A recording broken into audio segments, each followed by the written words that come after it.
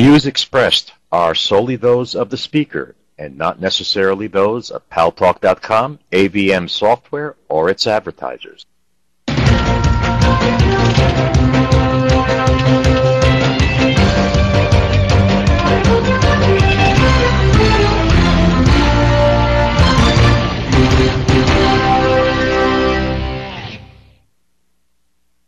Thank you, Perry. Thank you, Joseph. They got our video going 15 seconds before we got on air. News Talk is online. News Talk Online is a production of Paltalk.com, the largest multimedia interactive program on the internet with more than 4 million unique users. On demand on iTunes and on YouTube and on my blog, GaryBaumgarten.com, where you're encouraged to post your comments, whether you agree with me or not. There are about 3 or 4 interesting stories posted there since yesterday. I think you'll find them interesting. And thanks to our good friends at CRN Digital Talk Radio, we're syndicated to an additional 12 million households. I am your host, Gary Baumgarten. I welcome you to the show. You know, they fixed the video. Now, Boaz is complaining at me that my audio is too loud. You know, what can I do? You know, the Obama administration no longer refers to the war on terror, but there's no question that that war continues. In England, 12 people, the bulk of them Pakistanis there on student visas, were arrested on terrorism charges. In the United States, there is new concern about cyber terrorists attacking the nation's businesses, banking system, and electrical grid. All that on the blog, by the way. So are you concerned that the Obama administration is downplaying the war on terror, or is the new president simply following Teddy Roosevelt's suggestion to walk softly and carry a big stick? Let's ask our resident conservative and our resident liberal producers on their take on this issue. Boaz, our resident conservative, are you happy with the way the new president is approaching the war on terror? Well, thank you, Gary, for having me on the show, although I'm on the show all the time anyway. I'll tell you what, Gary, I'll maintain what I've said before. We haven't seen, let me put it this way.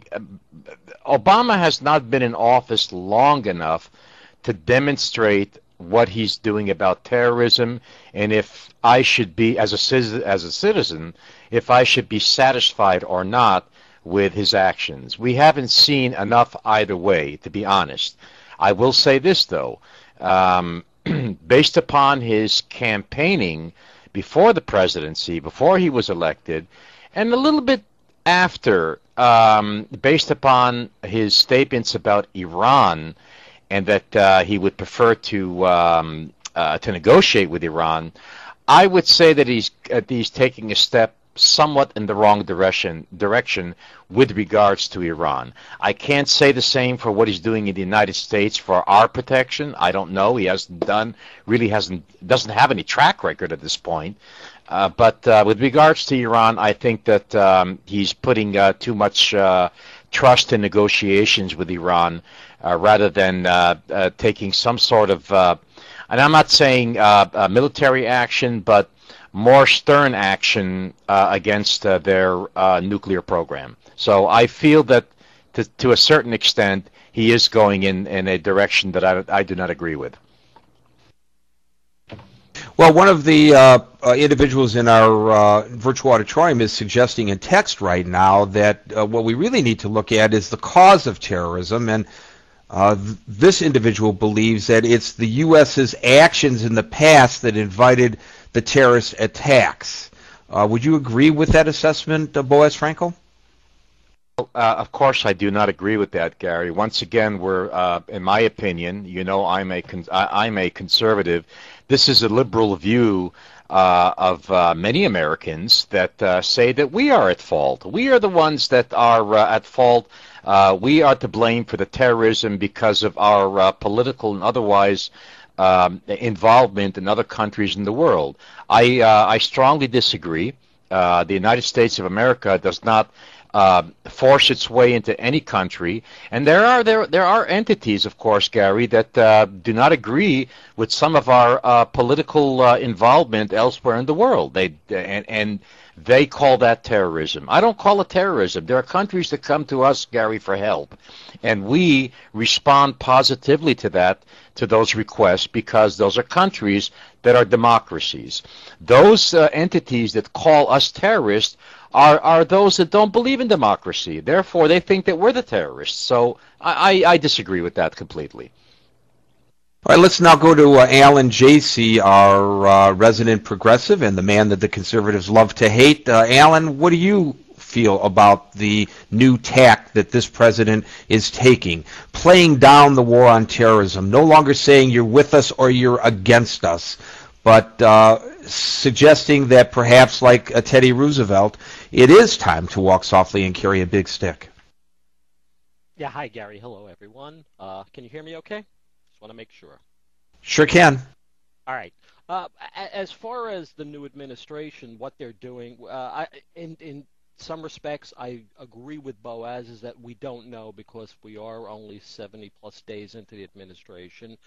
And quite frankly, the focus has been on the economy. And so as far as the news cycle goes, that's all that's really been in the news cycle. So I don't think that we know one way or another because we're certainly not hearing it from the press. Hold on a second, Gary. I'm going to raise my sound. Okay. I brought mine down. You can bring yours up. Maybe we'll meet somewhere halfway. Yeah. Well, I think that's as loud as I can get right now. But I will tell you that, I disagree with what that person said also about blaming the U.S. I mean, I think sometimes that we get ourselves involved in situations that maybe we shouldn't, but we are not in the United States the cause of all the problems that are around the globe. Most problems are local and homegrown. I do disagree with Boaz in terms of where he believes that we should not be in negotiations with Iran.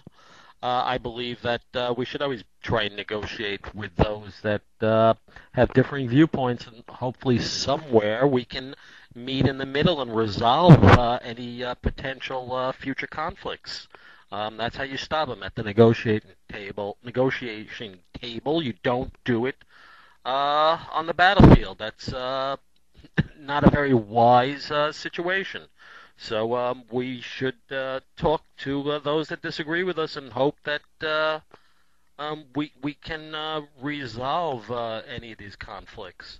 And again, Rudy Giuliani, Alan, Rudy Giuliani, the former mayor of New York and unsuccessful candidate for the Republican nomination for president of the United States, and a vocal person, very vocal on the issue of terrorism. Of course, it was during his watch that September the 11th, 2001 occurred here, the attack in New York City.